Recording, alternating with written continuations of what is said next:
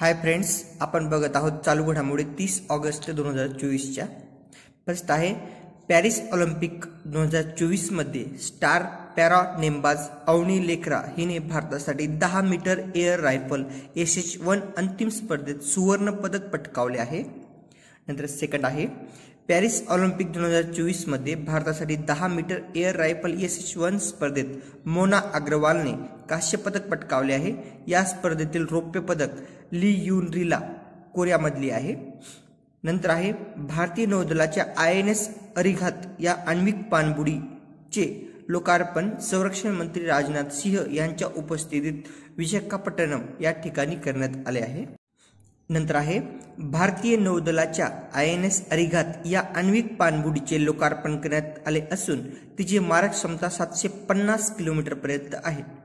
नंतर आहे भारतीय नौदलाच्या INS अरिघात या आण्विक पाणबुडीचे नुकतेच लोकार्पण करण्यात आले असून ती भारताची अणुऊर्जेवर चालणारी दुसरी पाणबुडी आहे।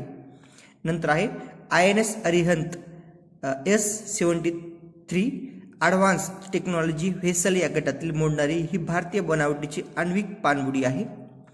हुरुन इंडियाच्या यादीनुसार भारतातील सर्वात श्रीमंत व्यक्ती गौतम अदानी बनले आहे। नंतर आहे हुरुन इंडियाच्या यादीत भारतातील सर्वात श्रीमंत अभिनेत्याच्या यादीत शाहरुख खान प्रथम क्रमांकावर आहे। नंतर आहे आसाम राज्यात मुस्लिम समुदायासाठी विवाह आणि घटस्फोटाची नोंदणी सरकारी यंत्रणेकडे करणे अनिवार्य केले आहे। नंतर आहे महिलाच्या सुरक्षेच्या हेतूने केंद्रीय महिला व बालविकास मंत्री अन्नपूर्णा देवी यांनी C-Box हे पोर्टल सुरू केले आहे। नंतर आहे केंद्रीय औद्योगिक सुरक्षा दल CISFच्या महासंचालकपदी राजविंदर सिंग भाटी यांची नियुक्ती करण्यात आली आहे। नंतर आहे सिंधू गंगाधरन यांची नॉस्कॉमच्या अध्यक्षपदी निवड करण्यात आली आहे।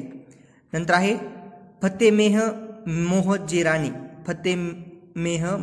मोहजेरानी ही इराण देशाची पहिली गव्हर्नमेंट स्पोकपर्सन बनली आहे। नंतर आहे राष्ट्रीय लघु उद्योग दिवस 30 ऑगस्ट रोजी साजरा करण्यात येतो। नंतर आहे महिला आशियाई चॅम्पियनशिप ट्रॉफी 2024 हॉकी स्पर्धा 11 ते 20 नोव्हेंबर दरम्यान राजगीर बिहार येथे आयोजित केली जाईल असे हॉकी इंडियाने जाहीर केले। नंतर आहे 2010 मध्ये सुरू झालेली महिला आशियाई चॅम्पियनशिप स्पर्धेची 2024ची ही 8वी आवृत्ती असून यामध्ये आशियातील अव्वल 6 देश सहभागी होणार आहेत। नंतर आहे जागतिक आरोग्य संघटनेने कावरे पालचोक जिल्ह्यात धुलिखेल नगरपालिकेला नेपाळचे पहिले निरोगी शहर आणि आशियातील दुसरे आरोग्यदायी शहर म्हणून घोषित केले आहे। भारताने श्रीलंकेच्या उत्तर भागात हायब्रिड पॉवर प्रोजेक्टसाठी पहिले पेमेंट केले आहे। Okay friends, thank you. आपला लेक्चर आवडला असेल तर लाईक, सबस्क्राईब आणि शेअर करा। Okay, thank you.